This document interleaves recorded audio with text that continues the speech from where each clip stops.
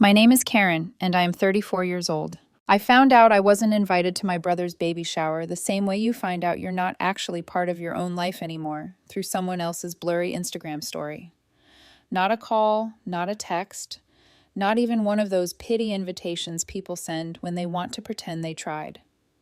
Just a rooftop video with music too loud, captions too cheerful, and my family smiling like I was a detail they'd already edited out. At first, I didn't even recognize what I was looking at. A girl I went to college with, someone I hadn't spoken to in 5 years, posted a quick pan across a rooftop downtown. The skyline was bright behind them, sunlight bouncing off glass buildings, the kind of day that looks expensive. I almost swiped past it, then my brain caught on a familiar face in the corner. My brother. He stood in front of a balloon wall the size of a garage door, holding a mocktail, grinning like he'd invented fatherhood. The next slide showed my mom posing next to my sister-in-law, both of them laughing in front of a gold rack of custom onesies. Another slide, my sister-in-law opening a box labeled Baby K's First Designer Outfits. A string quartet tucked into the corner like this was a wedding, not a baby shower. A bartender shaking drinks with little handwritten menus, cocktails named after baby milestones. One of them was literally called the epidural. And I kept watching, because my mind was still trying to convince me there had to be a reason I didn't know about. Maybe it was a surprise and I was late. Maybe someone forgot to tell me. Maybe there was a second event. Maybe they assumed I couldn't make it because I lived a couple hours away. Then I saw who was there. Cousins, old family friends, neighbors, my aunt and her husband, my sister's weird friend who steals forks from restaurants.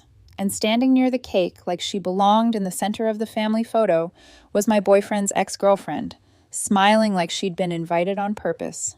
That was the moment my stomach dropped, because it wasn't an oversight. It was a choice. They didn't just exclude me, they made sure everyone else was included, even people who had no business being there, even someone who used to orbit my life and cause trouble just by existing too close to it. They were building a perfect little scene, and I wasn't part of the picture. I watched one more story and saw the caption under a photo of my sister-in-law holding her belly in front of the balloon wall. The most perfect day, surrounded by everyone who matters. I stared at that line until my eyes started to burn. Everyone who matters. I didn't feel sad at first. I felt numb, like my brain had hit a wall and didn't know what emotion to release. Then the numbness cracked and the humiliation poured in, hot and sharp. I called my mom. She picked up on the first ring, and before I even said hello, her voice switched into that overly sweet tone she uses when she knows she's about to lie. "Oh, hi, honey," she said, light and airy. "How are you?" "Why wasn't I invited?" I asked. A beat. Then she sighed like I was making things difficult. "We just thought you'd be uncomfortable at something like that." Uncomfortable? At my own brother's baby shower? I gripped my phone tighter. Everyone else seems comfortable. She didn't answer that. She didn't address it. She slid right past it like it was irrelevant. "But don't worry," she added quickly. "Your name is in the thank you card. You helped make it happen." Something about the way she said helped made my spine go cold. "Helped," I repeated. "Yes," she said, too cheerful. "You know, you always help. And this was such a special celebration. Your brother's first baby." I didn't raise my voice. I didn't argue. I didn't even let her hear the anger building in my throat because I suddenly realized I didn't need to debate anything with her. I needed to confirm something. I opened my credit card app while she was still talking. And there it was. Balloon installations, 3D $200. Custom onesies, $1,100. Floral arrangements, $890. Venue deposit, $2,500. Catering, $3,600. Bar service, $2,100. A charge for something called baby-themed eye sculpture, $480, which sounded like a joke until I saw it was real. Every single one billed to my backup card. The backup card I gave my mom over a year ago for emergencies. The one she promised she would never use without telling me. My throat went dry. I kept my voice steady. "So you charge my card." She didn't even deny it. She went quiet for half a second, then tried to sound offended. "Karen, don't start. It was a celebration. We knew you'd understand." There it was again, not asking, assuming. I didn't tell her I could see the charges. I didn't give her the satisfaction of hearing me react. I just let her finish whatever justification she thought would work. And then I said, "I have to go." I hung up. My hands didn't shake. That was what shocked me most. I expected rage. I expected tears. What I felt was a strange, calm clarity, like something had finally snapped into focus after years of being blurry. I went online, froze the card, and filed a fraud report. When the bank asked if I recognized the merchant names, I said yes. When they asked if I authorized the transactions, I said no. When they asked if I knew who might have used the card, I told them the truth. It was family, and I didn't approve a dime. I was still sitting there when I saw the final straw. 2 hours after my call with Mom, my sister-in-law posted again, a perfect photo of her holding her belly in front of the balloon wall, gift bags stacked around her, smiling like a celebrity on a red carpet. The caption read, "Fully funded by our favorite fool." Sparkling heart emoji, clinking glasses. And she tagged me, publicly, like a joke, like a trophy, like I was supposed to laugh and accept the humiliation as the price of belonging. I didn't DM her. I didn't call my brother. I didn't ask anyone to explain. I commented under the post, "Fool's done funding?" Then I logged off. The calls started an hour later. Mom first, then my brother, then private numbers, then my sister. My phone looked like it belonged to someone being hunted, and I knew exactly why they were calling. Not because they were sorry. Because the bank was reversing charges, vendors were asking questions. And for the first time in their lives, they were going to have to explain how a rooftop baby shower ended up paid for by someone they didn't even invite. That was their first mistake, thinking I'd stay quiet. Because I wasn't just pulling the card, I was pulling the plug on everything. The morning after I commented, "Fool's done funding," my phone looked like it belonged to someone being stalked. 17 missed calls, 9 voicemails, texts in rapid bursts from 3 different family group chats I usually ignored unless someone died or got engaged. Overnight, I had become the most important person in the family again, not because they missed me, not because they regretted excluding me, but because the machine they built their comfort on had finally jammed. I didn't listen to everything at once. I made coffee first, slow and deliberate, because I refused to start my day in their panic. Then I sat at my kitchen table, opened my phone, and pressed play on the first voicemail. It was my brother. No hello. No, are you okay? No, why weren't you here? Just him, mid-rant, voice tight and furious, like he was arguing with a customer service rep. "So you're really doing this over a couple party charges," he snapped. "You couldn't just call me. You had to make it this dramatic. You think freezing the card and acting like a victim makes you look good." The way he said victim made my jaw clench, like I was performing, like I was being theatrical for attention. He sounded less mad about the money and more mad that I'd disrupted his perfect event, like I'd ruined the Instagram aesthetic by refusing to quietly sponsor it and smile from the shadows. I listened to the second voicemail. "Mom!" Her voice was shaky, not from sadness, but from the realization that her setup was slipping. When Mom panics, she doesn't get emotional first. She gets strategic. She tries to talk you into doubting your own boundaries. "I just don't understand why you're doing this," she said, voice soft, like she was comforting me. "We're family. You've always helped before. It was a celebration. Your brother's first baby. We didn't think you'd mind." Didn't think I'd mind. That line played on a loop in my head because it was never about asking. It was always about assuming. They had decided I was a silent donor, a bank account with no face. They didn't invite me because, in their minds, my presence was optional. My money wasn't. Then came the text messages from my sister, the one who could type more insults per minute than anyone I'd ever met. "Okay, this is getting out of hand. You made your point. Call the bank and reverse it before someone sues. I get that you're hurt, but this is petty. Mom's crying BTW. Not one apology, not one question about why I felt excluded, not one acknowledgement that my sister-in-law had mocked me publicly and tagged me like I was a joke. Just panic. I turned off notifications. And then I did the thing I'd never done before. I stopped reacting emotionally and started thinking practically. I pulled out a notebook and made a list. Not a petty list, a real list. The kind you make when you realize you've been quietly underwriting an entire family's lifestyle and they've trained themselves to forget it counts. At the top, I wrote one sentence. Everything I've paid for has a name. Then I started writing. My sister's rent. 5 months. She'd promised she would pay me back when her freelance business took off. It never did. She always had a reason. A slow month, a late client, a surprise expense that somehow became my problem. My brother's temporary loan, $2,000. He called 6 months ago saying he just needed to float it until my sister-in-law's maternity leave kicked in. He never paid it back. He never mentioned it again. And I realized he hadn't meant it to be a loan. In his mind, it was a resource extraction, as natural as breathing. The apartment lease I co-signed for my sister so she could get approved faster. The way Mom had thanked me at the time, like it was a sweet gesture, not a legal risk. The emergency card I gave Mom, just in case, because she swore she'd only use it if something serious happened. Apparently, a rooftop balloon wall counted as serious. I stared at the list and felt something settle in me. This wasn't revenge. This was balance. So I started pulling threads. First, my sister's lease. I called the management company, confirmed my name was still attached, and began the process to remove myself. It took paperwork and a fee, but I paid it gladly. I imagined her trying to renew her lease later, imagining her face when she realized she couldn't leverage my stability anymore. Then my brother's debt. I didn't threaten him. I didn't send a dramatic text. I forwarded the unpaid amount to a collection agency I kept on retainer for my business clients. It wasn't personal. It was business.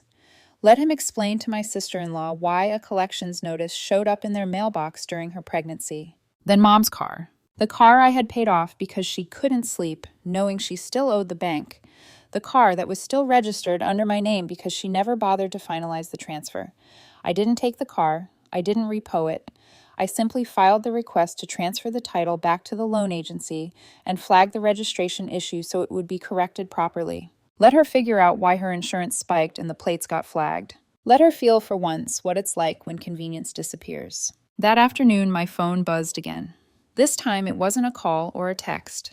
It was a screenshot sent by someone I barely knew, someone from my extended family who had been at the shower. It was a Facebook post. My sister-in-law had written a long passive-aggressive paragraph about entitled relatives who think money equals love and how some people will never understand family values. Underneath it, in the comments, my mother had replied, "You're absolutely right. Some people only know how to take things away." I stared at that comment until my throat tightened.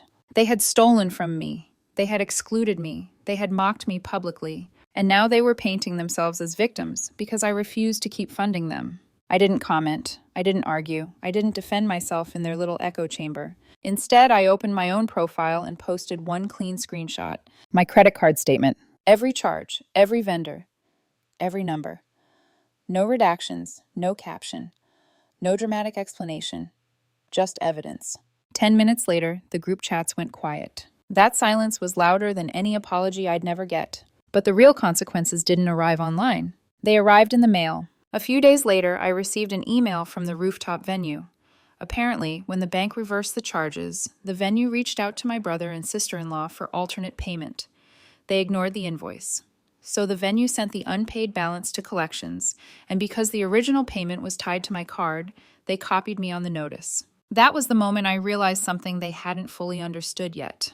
This wasn't just about me getting my money back. This was going to stick to their names now, not mine. Every vendor they ghosted, every deposit they pretended didn't matter, every contract they signed with my money and their smiles. It was all coming due, and the people who wanted to be paid didn't care about family. My brother texted again that night, tone shifting from rage to desperation. "Can we please talk? I'll pay you back. Sarah's freaking out. She's blaming me. We didn't mean for this to happen." No apology, just panic because consequences had finally found their address. Then another message popped up, the one that made my stomach twist for an entirely different reason. It was from my boyfriend's ex-girlfriend, the one who'd been at the shower. "Hey, Karen," she wrote, like we were friends. "Crazy situation. Just wanted to say you didn't deserve that. Also, are you still with him?" I stared at the screen, feeling that familiar irritation rise. She wasn't asking out of concern. She was fishing. She was hovering near the wreckage, trying to see if she could benefit from it. I blocked her without responding. Then I went back to my list and added one more line at the bottom, a sentence that felt like a promise. No more silent sponsorship. No more emergency card. No more being grateful for crumbs of inclusion. If they wanted me in their life, they would have to learn how to treat me like a person, not a payment method. And based on the way my phone kept buzzing, I knew they were about to learn something they'd avoided their entire lives. What it feels like to live without me fixing it. The silence didn't last. It never does with families like mine. Silence is only tolerable when it's serving them. The moment it starts costing them something, they scramble to fill it with noise, excuses, and pressure. 3 days after I posted the card statement, the emails started coming in. Not from my family, from vendors. The Rooftop venue was first. A polite message, professionally worded, explaining that the payment tied to the baby shower had been reversed and they were now seeking alternate payment from the event organizers. Because my card had originally been used, I was copied for visibility. Visibility. That word stuck with me. Then came the balloon company, the florist, the caterer. Each email followed the same structure. We attempted to contact your brother and sister-in-law. We have not received a response. Please advise. I didn't advise. I forwarded everything to the bank, then to my lawyer, then archived it. What mattered wasn't that the money was coming back to me. What mattered was that the debt was no longer attached to my name. It was wearing theirs now, like a coat they couldn't shrug off. That was when the tone of the family messages changed. My brother stopped yelling. He started pleading. "Karen, please," he texted late one night. "This is getting out of control. The venue sent something to collections. Sarah's losing it." I stared at the message for a long time. He still hadn't said sorry. He still hadn't acknowledged that they excluded me, that they used my card without asking, that his wife publicly mocked me and tagged me like a joke. All he saw was the mess spiraling beyond his control. Then my mom showed up, unannounced. That alone was shocking. She hadn't been to my apartment in over a year, not when I had surgery last spring, not when I moved, not when I asked her to come over just to spend time together. But now that I'd disrupted her comfort, she suddenly remembered my address. I watched her through the peephole as she buzzed my apartment 3 times, standing there with her purse clutched tight like she was bracing for impact. I didn't open the door. She texted, "I'm not leaving until we talk." I didn't respond. 20 minutes later, I heard raised voices in the hallway. The building manager politely but firmly asking her not to block the entry. I stayed silent, heart pounding, but steady. When she finally left, she sent a voicemail. Her voice cracked in that familiar way, the way that always used to pull me back in. "I never expected it to go this far," she said. "You're tearing the family apart, Karen." I deleted the voicemail, because she still didn't see what she'd done. She saw my reaction as violence, my boundary as betrayal, and I was done trying to translate reality for her. That night, I did one more thing. I sent a single email. It went to my brother, my mom, and my sister. No subject line. No explanation. Just a PDF attached. Inside it was everything. Every payment I'd made on their behalf in the last 2 years. Dates, amounts, screenshots, notes, rent support, loans, deposits, co-signed obligations, emergency transfers. It ended with a clean, unemotional total at the bottom. Total support given, unreturned, $48,970.14. Total support going forward, $0. I didn't threaten them. I didn't ask for repayment. I just showed them the truth they'd worked so hard not to see. No one replied. But 2 days later, my sister posted a photo on Instagram. She was sitting on the floor of an almost empty apartment, holding a cardboard box of takeout. The caption read, "New beginnings," with a dizzy emoji. Comments were turned off. I didn't need to ask what had happened. I had warned her when I removed myself from the lease. The landlord had given her 30 days. She'd stretched it to 60. That was the end of the line. The consequences were finally reaching places my family couldn't pretend were unrelated to me. And then something unexpected happened. My boyfriend's ex-girlfriend messaged me again. Not to gloat, not to flirt. This time her tone was careful. "I know this is awkward," she wrote, "but I want you to know I didn't realize what they'd done until after. Your sister-in-law thought it was funny. I didn't." I read it twice. I didn't reply. Because whether she knew or not didn't change the fact that she'd stood there, smiling in photos, participating in something built on my exclusion and my money. Awareness after the fact didn't earn absolution. A week later, the next shoe dropped. I received a notice from a small claims court. One of the vendors, the cake and catering company, had filed against my sister-in-law for unpaid balances. The judgment date was set. The amount wasn't massive compared to the Rooftop venue, but it was public, searchable, and humiliating. She lost. That loss mattered more than the money. It meant a legal record. It meant consequences that couldn't be smoothed over with a phone call or a guilt trip. The day after the judgment, my brother emailed me. Not a text, not a call. An email. Short, plain, miserable. "Karen, I screwed up. I know I did. I don't expect you to forgive me, but I miss you. Mom's not talking to anyone. Sarah's been depressed for weeks. I feel like we broke something that can't be fixed. I just wanted to say I'm sorry. I stared at the screen for a long time. It was the first message that didn't try to minimize, justify, or redirect. No manipulation, no blame, just regret. I didn't reply. Not because it wasn't enough, but because they needed to sit with it longer. Because apology without endurance is just another performance. And I wasn't interested in performances anymore. I thought the email from my brother might change things. It didn't. What it did was shift the strategy. Once it became clear that guilt and anger weren't pulling me back into place, my family tried something else, something softer. Something that looked like reconciliation, but felt suspiciously like another attempt to reset the board without admitting what they'd actually done. The first sign came in the mail. A thin envelope, cream-colored, with my name written in my mom's careful handwriting. Inside was a thank you card. The same card she'd mentioned on the phone, the one she said my name would be in, the one that supposedly proved I'd been included in spirit, if not in person. I opened it slowly. There were 2 names written inside. My brother's. My sister-in-law's. That was it. No mine. No with love from. No afterthought. No scribbled add-on like someone realized too late they'd been caught in a lie. Just confirmation. Neat and final. They hadn't forgotten to include me in the card. They'd never planned to. I didn't tear it up. I didn't throw it away right then. I set it on the counter and stared at it for a minute, letting the disappointment settle into something quieter and more durable. Then the gifts started. A basket appeared at the front desk of my office building one afternoon, wrapped in cellophane with a lavender ribbon. My receptionist said someone had dropped it off that morning. No name, no explanation. Inside was a bottle of overpriced wine, a box of imported cookies, and a tiny pink onesie folded neatly on top. It said, "Best aunt ever." Tucked under the bow was a folded card.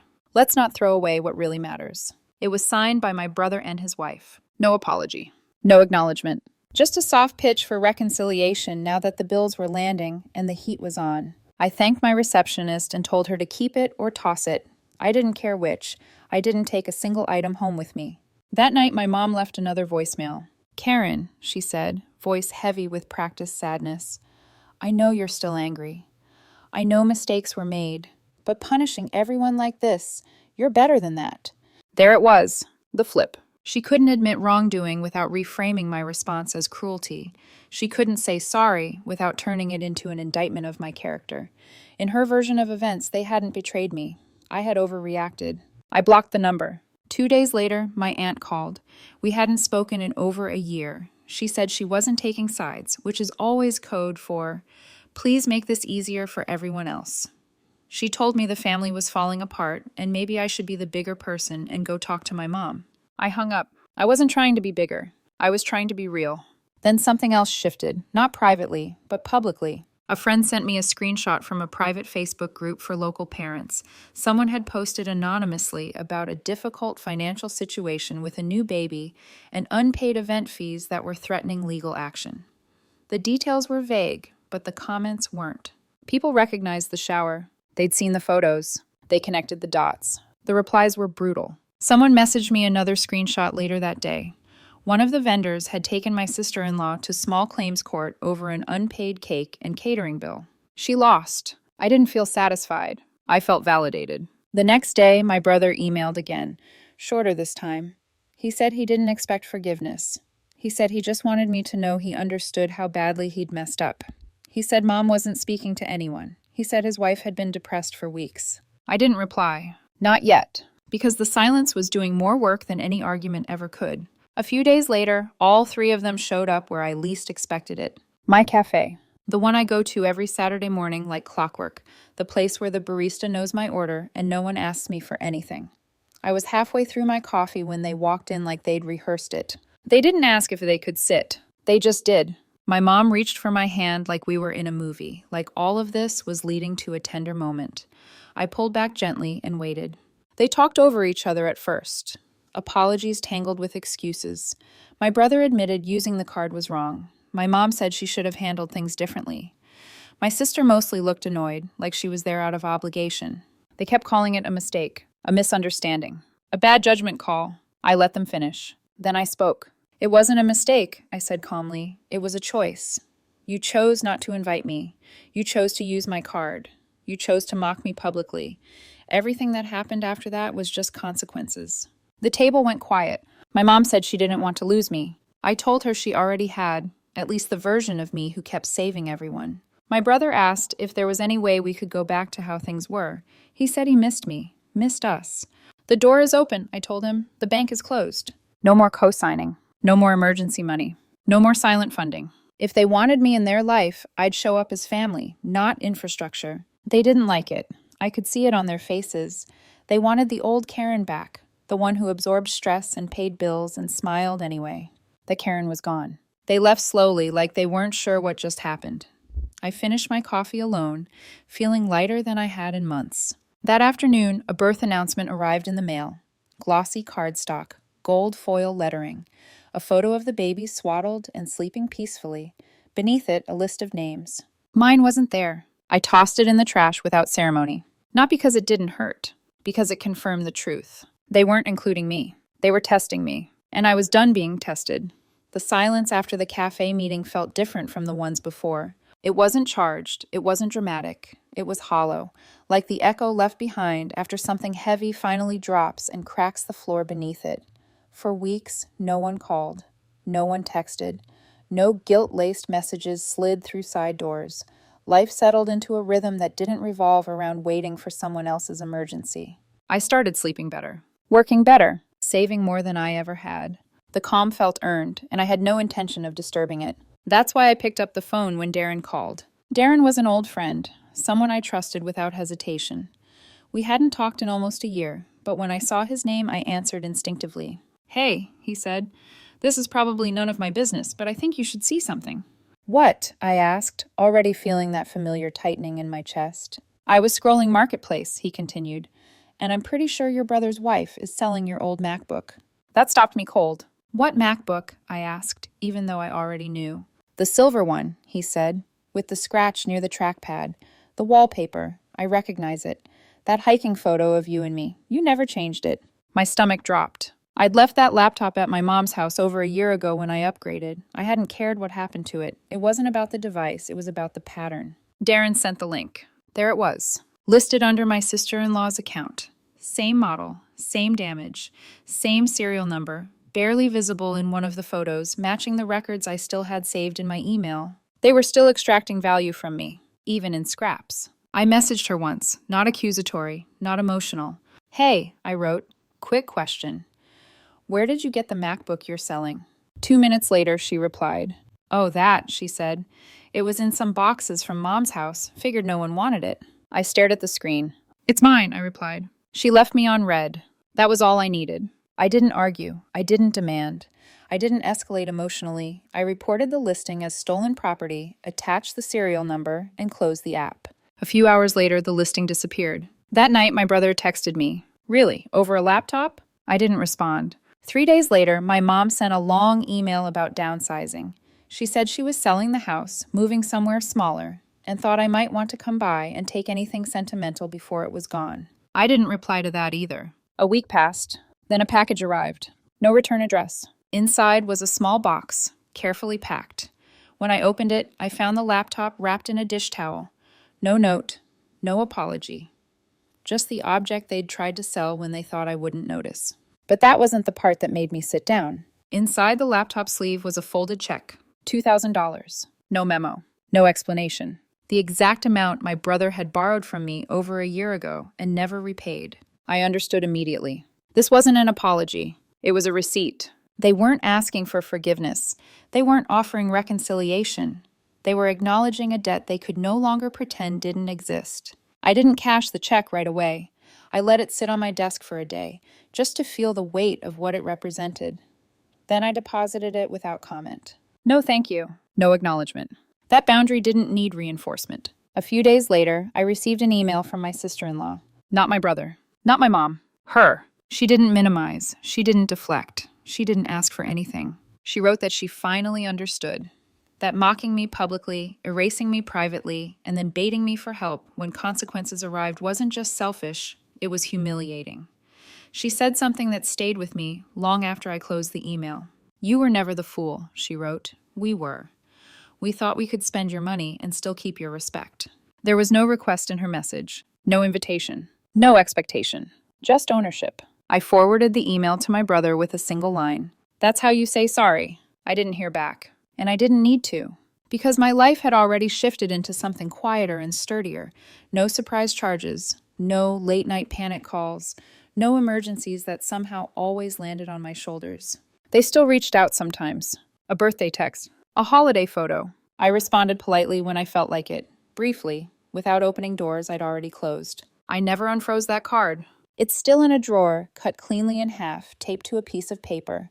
On that paper, I wrote 2 words in thick black ink. Never again. I don't know if my family will ever fully understand what they did. I don't need them to. What matters is that they finally understand what I will no longer do. And for the first time in my life, that feels like peace.